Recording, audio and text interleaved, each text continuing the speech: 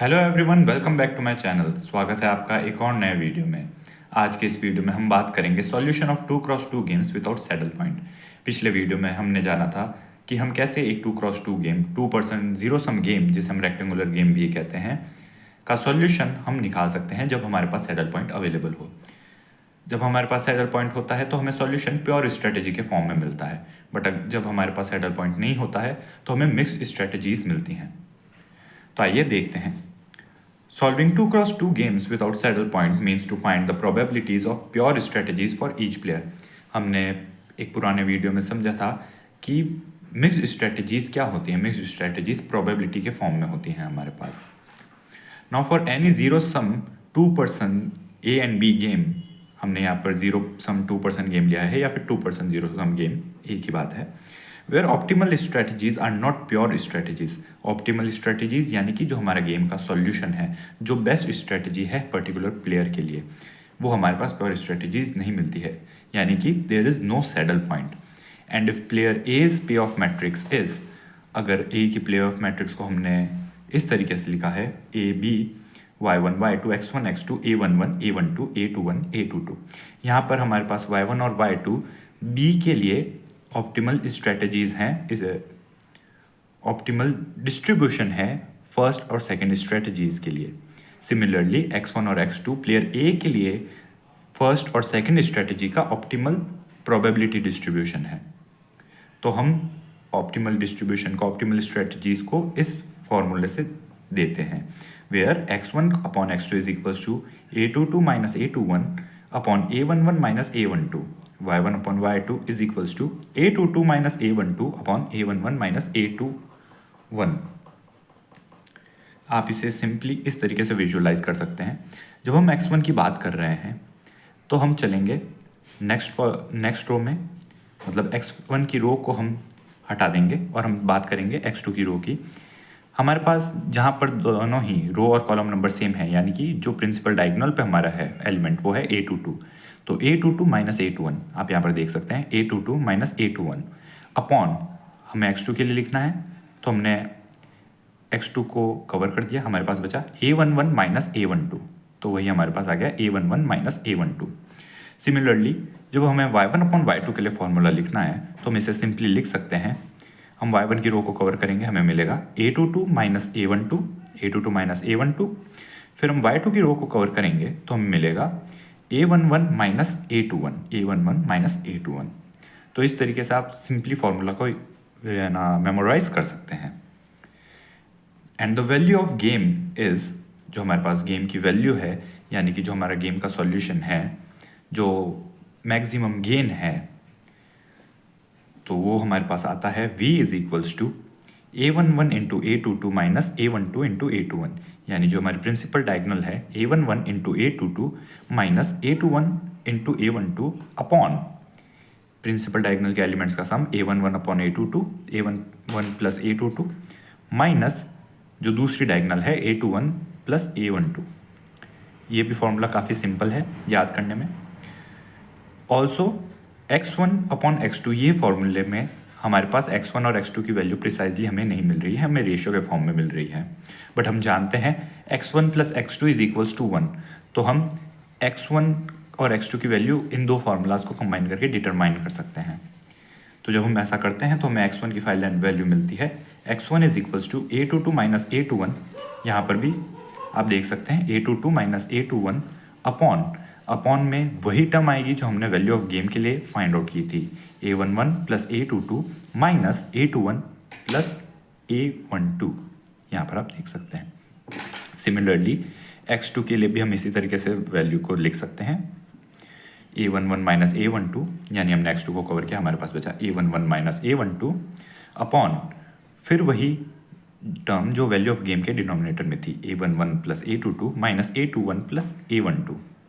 Similarly y1 और y2 के लिए भी हम वैल्यूज़ को डायरेक्टली फॉर्मूला से डिटरमाइन कर सकते हैं। आइए अब इसका प्रूफ देखते हैं। अब हमने माना if mix strategies of a and b are given by x1, x2 and y1, y2 respectively, then अगर x1 और x2 और y1 और y2 मिक्स स्ट्रेटजीज हैं, यानी कि ये प्रोबेबिलिटीज़ हैं, x1 डिनोट कर रहा है प्रोबेबिलिटी a की कि वो फर्स्ट स्ट्रेटजी को सेलेक्ट करे। x2 डिनोट कर रहा है कि ए के पास कितनी प्रोबेबिलिटी है कि वो सेकंड स्ट्रेटजी को सेलेक्ट करे। सिमिलरली y1 डिनोट करता है कि जो प्लेयर बी है वो फर्स्ट स्ट्रेटजी को सेलेक्ट करे, इसकी प्रोबेबिलिटी कितनी है। y2 डिनोट करता है कि प्लेयर बी सेकंड स्ट्रेटजी को सेलेक्ट करे, इसकी प्रोबेबिलिटी। अब हम जानते हैं x1 plus x2 equals to 1 and y1 plus y2 equals to 1 because sum of probabilities हमारे पास 1 होता है हमेशा। Now when b uses first strategy then expected gain to a is a11 x1 plus a21 x2। आइए इसका मतलब समझते हैं। जब प्लेयर a है जब प्लेयर b है फर्स्ट स्ट्रेटजी को यूज करता है, तब हमारे पास a को कितना गेन मिलेगा, probability x1 into a11 plus probability x2 into a21। आप देख सकते हैं a11 into x1 plus a21 into x2। Similarly जब प्लेयर b सेकेंड स्ट्रेटजी को सेलेक्ट करता है, सेकेंड स्ट्रेटजी को चूज करता है, तो हमें मिलेगा x1 into a12 plus x2 into a22, a12 into x1 plus a22 into x2। Now हमने माना let v be the value of a game. जब हमने v को गेम की वैल्यू माना तब हम जानते हैं minimum expected gain to a will be v। v क्या डिनोट करता है, v डिनोट करता है minimum expected gain to a, क्योंकि हमने पिछले वीडियो में समझा था मैक्सिमम एंड मिनिमैक्स क्राइटेरिया। तो मैक्सिमाइज द मिनिमम गेन, तो हमारे पास मिनिमम गेन v होता है। एंड सिमिलरली b के लिए v रिप्रेजेंट करेगा मैक्सिमम एक्सपेक्टेड लॉस, क्योंकि हम v के लिए क्या बात करते हैं, मिनिमाइज द मैक्सिमम लॉस। जितना भी मैक्सिमम लॉस है उसे मिनिमाइज करना चाहते हैं हम। तो हम कह सकते हैं a के लिए हम कह सकते हैं a11 into x1 plus a21 into x2 is greater than equal to v, क्योंकि a का जो भी गेन आएगा वो v से बड़ा ही आएगा, क्योंकि हमने ऑप्टिमल स्ट्रेटजी फाइंड की है, यानी v तो मिनिमम गेन है, कम से कम इतना गेन तो होगा ही होगा हर हाल में, बाकी जो गेन होगा वो इससे बड़ा हो सकता है। सिमिलरली हमें मिला a12 into x1 plus a22 into x2 is greater than equal to v। Similarly हमें maximum expected loss to b is v, तो हम लिख सकते हैं a11 into y1 plus a12 into y2 is less than equal to v। Again हम देख सकते हैं अगर player a first strategy choose करता है तो हमारे पास मैक्सिमम एक्सपेक्टेड लॉस आएगा a11 into y1 plus a12 into y2। तो सिमिलरली हमने ये दोनों इनइक्वालिटीज़ लिखी। अब हमने जो इनइक्वालिटी 5 थी एंड 6 थी उनको स्ट्रिक्ट इक्वेशंस के हेल्प के फॉर्म में ट्रीट किया, तो हमें मिला v is equals to a11 x1 plus a21 x2 is equals to a12 x1 plus a22 x2। अब हम यहाँ देख सकते हैं हम x1 और x2 की टर्म्स को सेपरेट कर सकते हैं। तो हमने x1 की टर्म्स को सेपरेट किया तो हमें मिला a11 x1 minus a12 x1, तो हम यहाँ से x1 को कॉमन ले सकते हैं a11 माइनस a12। सिमिलरली हमें RHS पे मिला a22 माइनस a21। जब हमने x1 और x2 को रेशियो के फॉर्म में रिप्रेजेंट किया तो हमें मिला x1 upon x2 is equals to a22 minus a21 upon a11 minus a12। Now similarly जब हम इसे y के लिए सॉल्व करेंगे तो हमें मिलेगा y1 upon y2 is equals to a22 minus a12 upon a11 minus a21। Now from equation 7 यानी कि जो हमें x1 और x2 का रेशियो मिला उससे हम कह सकते हैं x1 is equals to a22 minus a21 upon a11 minus a12 into x2।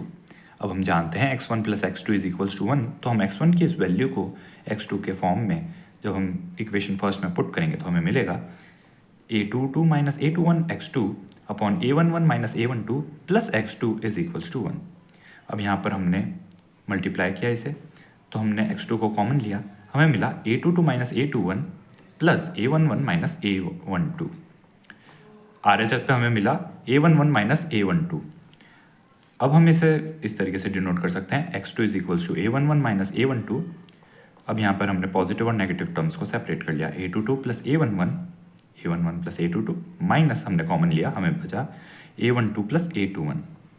Similarly हमारे पास x1 की वैल्यू आएगी x1 is equals to a22 minus a21 upon a11 plus a22 minus a12 plus a21। Now value of a game, अब हम value of game find करनी है। हम जानते हैं हमने इक्वेशन a जो है हमने इस इक्वेशन ए का नाम दिया था। वैल्यू ऑफ अ गेम है a11 into x1 plus a21 into x2। तो हमारे पास वैल्यू ऑफ अ गेम है v is equal to a11 into हमने यहाँ पर x1 की वैल्यू पुट की है एंड a21 इंटू हमने यहाँ पर x2 की वैल्यू पुट की है। अब जब हमने ब्रैकेट्स ओपन किए, डिनोमिनेटर दोनों जगह सेम है, तो हमें मिला a11 a22 minus a11 a21 and x2 की हेल्प से हमें मिला a21 a11 minus a21 a12। अब आप यहाँ पर देख सकते हैं ये एक टर्म सेम है, कैंसल आउट हो जाएगी बिकॉज साइंस ऑपोजिट है। तो हमारे पास बचा a11 a22 minus a12 into a21 upon a11 plus a22 minus a12 plus a21। तो फ्रेंड्स, इस तरीके से हम इन वैल्यूज़ को, इन फार्मूलाज को डिटरमाइन कर सकते हैं। अब आइए हमें कुछ एग्जाम्पल से समझते हैं।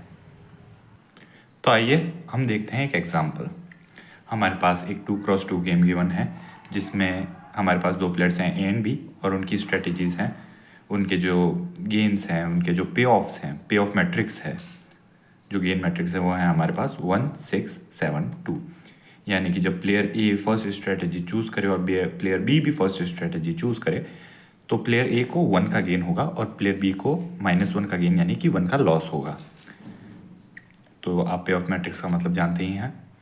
तो हम अब निकालते हैं जो हमारी मिक्स स्ट्रेटजी है, यानी कि जो हमारी x1, x2 प्रोबेबिलिटीज़ हैं प्लेयर ए के first strategy and second strategy choose करने के, उन प्रोबेबिलिटीज़ को हम फाइंड आउट करते हैं। तो हमारे पास हम दो तरीके से कर सकते हैं। पहला, हमारे पास हमने x1 अपॉन x2 का फॉर्मूला यूज़ लिया, हमारे पास मिला, हम जानते हैं, हमने पिछले वीडियो में भी समझा कि जब हमें x1 के लिए फार्मूला लिखना है तो हम x1 को कवर कर सकते हैं a2 से लेके a21, तो हमने लिखा a22 माइनस a21। फिर जब हमें x2 के लिए लिखना है तो हमने a11 से लेके a12 यानी a11 माइनस a12, तो हमें मिला 2 minus 6 upon 1 minus 7, 2 minus 6 minus 4 and 1 minus 7 हमारे पास बचा -6। यानी कि जब हमने इसे सिंप्लीफाई किया हमारे पास बचा 2/3। यानी हम लिख सकते हैं x1 is equals to 2/3 x2। अब हम जानते हैं प्रोबेबिलिटीज़ का सम 1 होगा, x1 plus x2 equals to 1, यानी कि 2/3 x2 plus x2 is equals to 1, यानी कि 5x2/3 इज इक्वल्स टू 1। इससे हमें मिला x2 इज इक्वल्स टू 3/5। अब हम जानते हैं x1 हमारे पास है 2/3 x2, यानी कि 2/3 इंटू 3/5 इक्वल्स टू 2/5। सिमिलरली हमने y1 अपॉन y2 का फॉर्मूला यूज़ किया तो हमें मिला a22 माइनस a12। अब आप देख सकते हैं y1 अपॉन y2 के लिए हमें लिखना है, तो जब हमें y1 लिखना है तो हमने फर्स्ट कॉलम को कवर किया a22 माइनस a12, और जब y2 हम लिखना चाहते हैं तो हमने सेकंड को कवर किया, हमें मिला a11 माइनस a21।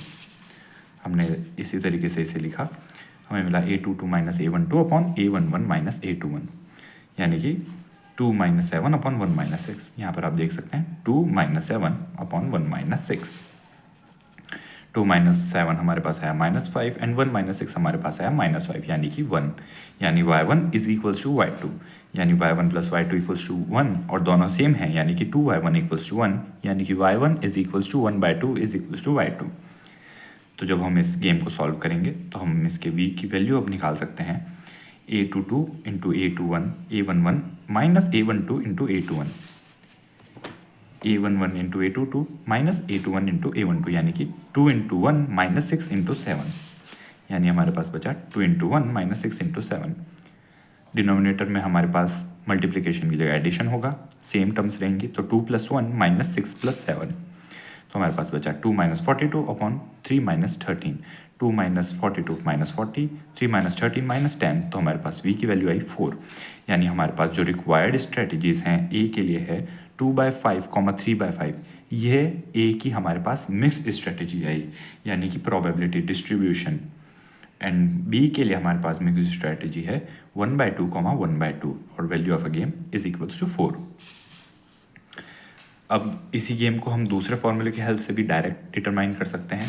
डायरेक्ट हम x1 और x2 का फॉर्मूला लगा के हमारे पास वही सेम वैल्यूज़ आएंगी, डिफरेंस कुछ नहीं है। आपको जो मेथड कन्वीनियंट लगे आप वो मेथड यूज़ कर सकते हैं। So friends, this was all in this video.